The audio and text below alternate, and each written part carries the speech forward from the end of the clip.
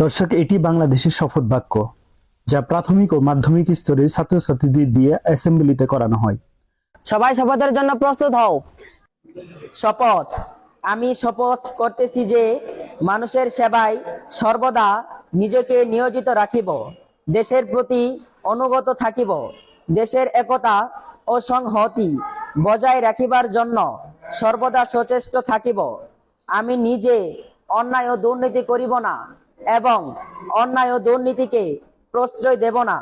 হে আল্লাহ, আমাকে শক্তি দিন, আমি যেন বাংলাদেশের সেবা করিতে পারি এবং বাংলাদেশকে শক্তিশালী ও আদর্শ রাষ্ট্র হিসাবে গড়িয়া তুলিতে পারি।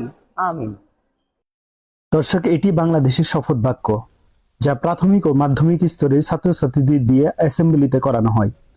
দর্শক, আমরা কথাগুলো যদি মন বা দিল বা অন্তরের কান দিয়ে শুনে থাকি, তাহলে কয়েকটি বিষয় আমরা খেয়াল করব।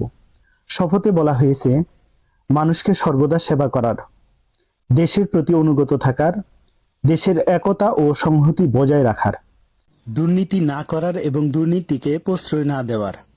সবশেষে মহান আল্লাহ তাআলা বা সৃষ্টিকর্তার কাছ থেকে শক্তি চাওয়া হয়েছে, যাতে দেশের সেবা করা যায় ও দেশকে একটি শক্তিশালী ও আদর্শ রাষ্ট্র হিসেবে গড়ে তোলা যায়। দর্শক, এত সুন্দর সুন্দর কথারই যদি শপথ করানো হয়, তাহলে বড় হয়ে এরাই কেন দেশের কোটি কোটি টাকা বিদেশে পাচার করে? কেনই বা প্রত্যেকটি অফিসে ঘুষ ছাড়া কোনো সেবা পাওয়া যায় না? আর কেনই বা দুর্নীতিতে প্রতি বছরই আমরা এগিয়ে যাচ্ছি? এসব প্রশ্নের উত্তর কি বা এর সমাধান? দর্শক, এর সমাধান আনতে হলে, দেশকে দুর্নীতিমুক্ত করতে হলে কথাগুলো অন্তর বা দিল বা মন দিয়ে উপলব্ধি করতে হবে। আর এর সুফল পেতে হলে কলেজ, ভার্সিটি এবং সরকারি বেসরকারি বিভিন্ন প্রতিষ্ঠানে নিয়োগপ্রাপ্ত ব্যক্তিদের দিয়ে এ শপথ করাতে হবে। নইলে দুর্নীতিতে বাংলাদেশ প্রতিবারই আগের ধারায় এগিয়ে যাবে। দেশে টাকা বিদেশে পাচার হবে, ইচ্ছামতো ঘুষ চলবে, সুদ ব্যবস্থা চলমান থাকবে, যার ফলে শপথ ভঙ্গের দায়ে মহান আল্লাহ তাআলা আমাদের সকলকে মুনাফিক বলে সাব্যস্ত করবে। মহান আল্লাহ তাআলা এ সম্পর্কে সূরা আস-সফে বলেন, হে ঈমানদারগণ, তোমরা কেন এমন কথা বলো যা তোমরা করো না? তোমরা যা করো না তা বলা আল্লাহর নিকট বড়ই ক্রোধের বিষয়।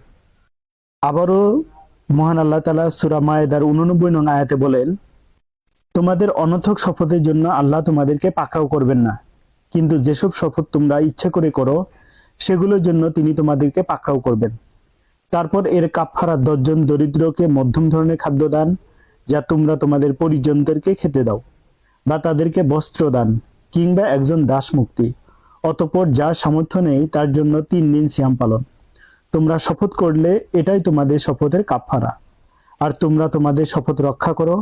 এভাবে আল্লাহ তোমাদের জন্য তার আয়াতসমূহ বর্ণনা করেন, যাতে তোমরা শুকর আদায় করো। এ সম্পর্কে রাসূল পাক সাল্লাল্লাহু আলাইহি ওয়াসাল্লাম বলেছেন, মুনাফিকের আলামত 3টি: যখন কথা বলে মিথ্যা বলে, যখন ওয়াদা করে ভঙ্গ করে, আমানত রাখা হলে খেয়ানত করে। অতএব যে শপথ আমরা পাঠ করি, সেই শপথের কথাগুলো মেনে চলার জন্য আল্লাহ তাআলা তৌফিক দান করুক। আল্লাহ হাফেজ।